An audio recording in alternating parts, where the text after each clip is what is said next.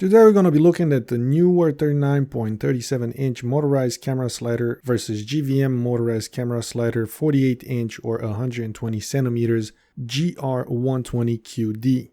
Both of these sliders are in the same price range, and that's why we're looking at them. The GVM slider fits completely in its carrying case, fully assembled. It has more cables and it comes with a large capacity battery of 4400 milliamps. The controller is wired, but the screen is quite large, making it very comfortable to work with. The menu is okay but rudimentary, and it's a little bit cumbersome to work with.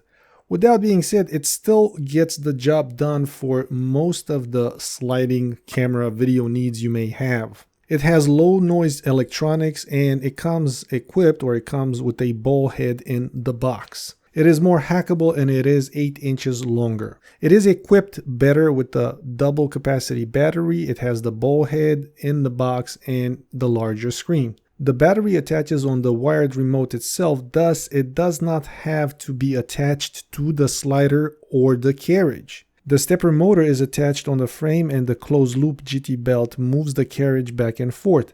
This design allows for heavier cameras to be slid up and down since the carriage does not have to carry the stepper motor and the battery. The pan/focus point feature that pans the camera or keeps it focused on a subject while moving side to side is fitted with rollers to have a smooth travel. Let's look at a few GVM oversights. There is no 12-volt adapter to feed the motorized slider. You have to buy that separately even if the remote is equipped with a 12-volt jack. The wired controller may be difficult to set at rest, and you have to plan for that when shooting outside or in some wet conditions because you cannot put it in your pocket and take it with you, or you have to sit next to the slider to hold it in your hand, or you can use a pouch to attach it to a tripod or something. The legs only extend vertically, so you cannot spread them apart to increase the stance, thus allowing you more critical angles for a heavier camera to tilt forward or backwards. The Neewer's menu seems to be easier to quick config the AB points. In addition, the remote has an extra button to snap photos on command if your camera is connected with the supplied shutter cables.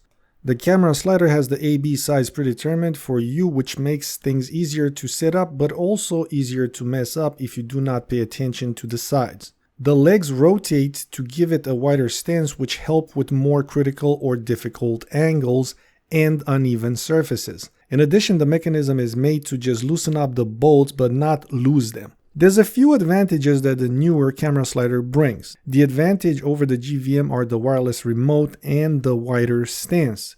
The wireless remote sends the quick programming to the camera slider and the information is retained even if the remote is turned off to save some battery.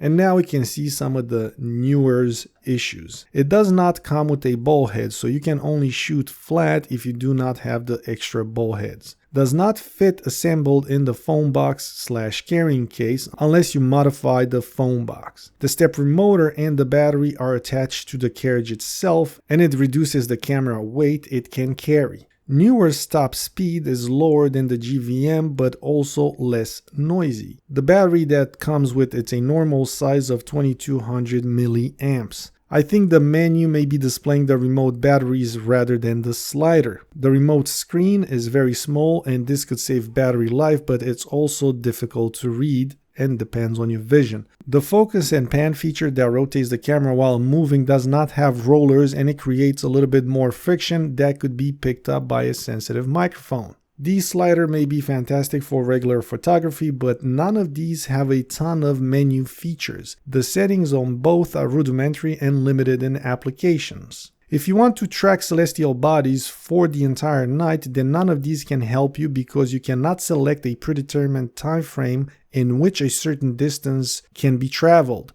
For that, you need to get an Arduino and get to hacking. Another option would be to pulse the motor per time interval, and that is not also available.